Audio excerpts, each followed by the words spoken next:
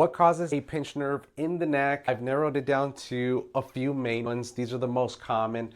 Disc herniation. Now, if we have a disc right here and this is a nerve and we have a disc herniation, compresses a nerve, pinched nerve. Number two, it's arthritis, whether it be in one of two places. That's in between the disc or in the actual facet joints. Now, what does that mean? When this bone and this bone get closer and sometimes even start rubbing bone on bone, what happens is that this hole starts getting smaller. As you can see, it's called foraminal encroachment. So that means that you start pressing on that nerve. When you start getting arthritis in between the joints, right here because they rub together too much or you have abnormal compression, it starts outgrowing more bone here that then starts spiking into the nerve. That's the next one. So disc herniation, arthritis, whether it be in the disc or the facet joints. This is the caveat. What we've seen here is that when you've lost the natural C-shaped curve of the neck, so if the neck, let's just say it goes like this, patient's head is like that, they're looking that way.